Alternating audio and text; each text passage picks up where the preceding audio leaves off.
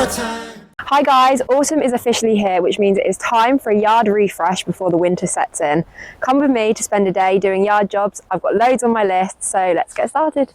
So first up, I needed to put Ben out into the field so that we could get going with his stable. So I popped my hat and gloves on and I led him to the field before tackling this.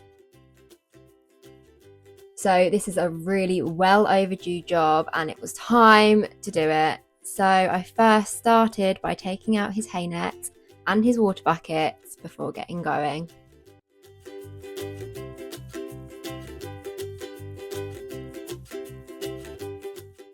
So it was time to muck out. This is actually one of my favourite jobs to do. I find it really satisfying. So I quickly mucked him out. He wasn't too dirty as he hadn't been in that long. I normally sweep my stable to an inch of its life, but because we were taking the mats out, I had to let it go.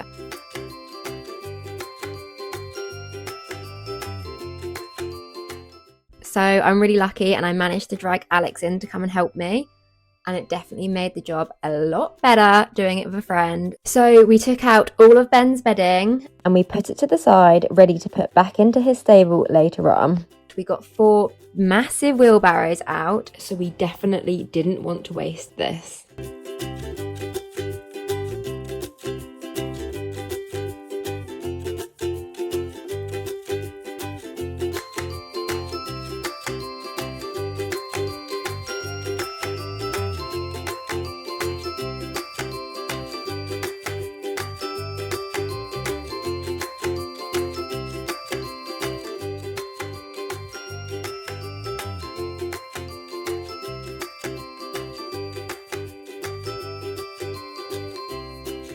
So here we are just sweeping out the last little bits before trying to remember what order the mats came out in. Oh, just get stuck in, I guess. Yeah. Oh, that's grim. That should be the worst one. Yeah. Oh, okay, I'm really sorry, this is disgusting, this one. Don't worry.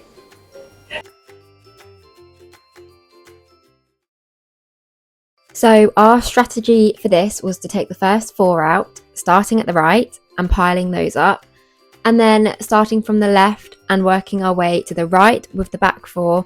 And this way we could remember which order they came out from and which side was what.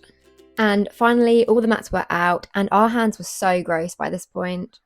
So the disinfectant that we chose needed to be diluted, so I'm pouring a little bit of the disinfectant into a bucket before diluting it with water. This is really important, so make sure to read the instructions on the disinfectant that you choose to use because it is really, really strong stuff. So here's the fun part. We got the jet wash out and we started spraying and scrubbing. It's really important if you do have a powerful jet wash that you do use goggles to protect your eyes. However, if you don't have a jet wash, don't worry, you can use a hose. So a hose works the exact same. You just might need to scrub a little bit harder with your broom. So we were working our way through the pile. Look at that big poo stain that needed to come off so badly. So just scrubbing it with the disinfectant. We used a broom, so it's really easy. It's so important to check that the jet wash is plugged into a circuit breaker. This basically makes sure if any water gets into the electricity or into the wiring, it can stop the current, keeping everybody safe. So the mats were looking really nice and then it was time to move on to the stable. So to do the stable, it was pretty much the same routine as what it was for the mats. So we started with just the jet wash, getting rid of all the gross stuff to begin with. We gave it a really good scrub with the broom before putting on our disinfectant. So we used the disinfectant and gave it another really good scrub with the broom just to pick up any last bits. And as well made it smell really nice and fresh in there. So once we were happy that the floor was clean, we then made sure that all the disinfectant was gone just by washing it out with the jet wash again. Next was time for the walls. Now the walls were really difficult to do. So we used the jet wash first just to help bring up the dirt before my attempt of throwing on the disinfectant onto the walls. Now my attempt here was really bad. I'm sure you guys could do better. It doesn't even look that clean, but I can tell you it was so much better. Definitely need to put a lick of paint on there though. I then made sure just to wash out the bucket that I did use for the disinfectant really, really well. Although this disinfectant is safe for horses and ponies, it's definitely not good for them to drink. So I wanted to make sure that the bucket was really clean and there was no traces of disinfectant left. So next was time to tackle the cobwebs. There was so many cobwebs stuck on my stable walls I didn't even realise. So I got my trusty Henry the Hoover, and he did a really good job. So the perks of doing this on a sunny day means it didn't take that long for the stable to dry.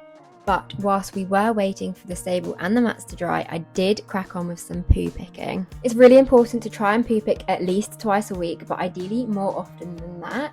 And this is just to help reduce any worm burden, keeping the field safe for horses to graze on. So today I really wanted to get all my fly rugs and summer sheets washed and stored away, ready for next year. And if any of them needed repairs, then I popped them to the side in a pile ready to take to our local repairs shop. At the end of each season, I do like to organise the rugs that I have just used ready for next season, so when the weather starts to change again, I know exactly where they are. Because the wash cycle does take a couple of hours, I did pop this in before heading back to the stable, which had now finally dried and was ready to put the mats back in. I was so glad to have remembered which order the mats came out because it made putting them back in so much easier. We did get confused which way around they went at one point, but to be honest, it was pretty straightforward. So once the mats were in, we put all the bedding that was originally from the stable back into the middle of his bed. And then I went to go and get some clean bedding, which we were then going to put in his banks so that we can rotate the clean bedding into the middle, and then he always has a fresh bed.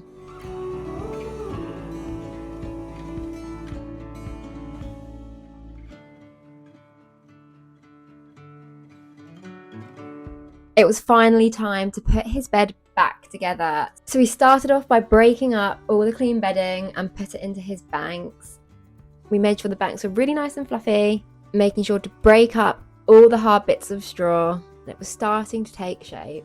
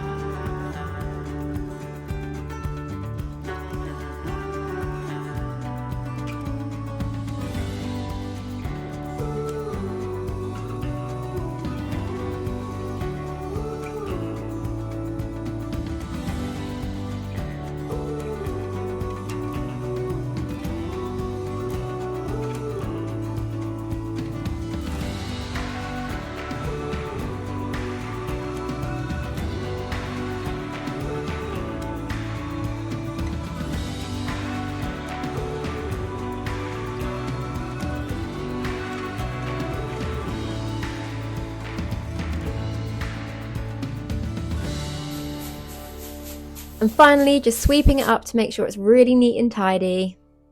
I was so pleased with how this looked, and it's definitely ready for the winter ahead. I love a big fluffy bed, and I feel like it will make him really nice and cozy when the weather starts to get a bit colder.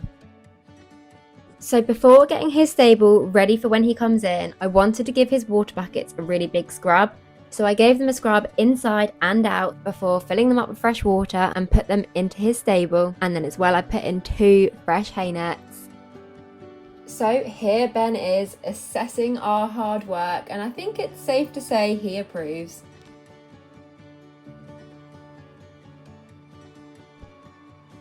So next on my list of things to do is something that I have been doing loads this autumn, and that is collecting the acorns. So I don't know if you've noticed, but we have had a massive production of acorns this year, so it's really important to keep picking them up as they are toxic to ponies, and the toxic effects that they do have can be really severe, so this is really important. Did you know the whole plant of an oak tree is poisonous? So this includes the leaves, the branches, and the acorns that come off of it.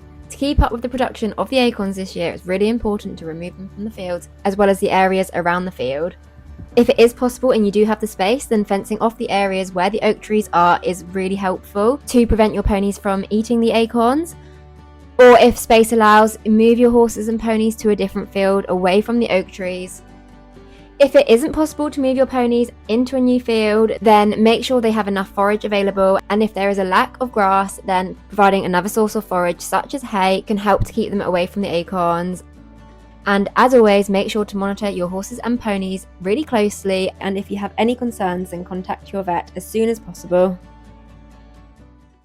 I then went to say hello to my fave pony. As there are blackberries still on the bushes, I did pick him some and he absolutely loves them. Before finally checking the washing machine to find that the wash had finished and I was ready to hang my rugs out. Another time-saving hack that I absolutely love, especially when the nights start to draw in, is to fill up all my haynets that I need for the week ahead. Here we had a whopping 25 haynets. Last but not least, it was time to get the mud mats back out for another year. I like to put these in the walkways and into the field gates where it does tend to get a little bit boggier, just to make bringing in ponies a little bit easier, and it does help to prevent you slipping and sliding when it does get a bit muddy. Thank you so much for spending the day with me. Let me know if there's anything you'd like to see. See you all in the next video. Bye!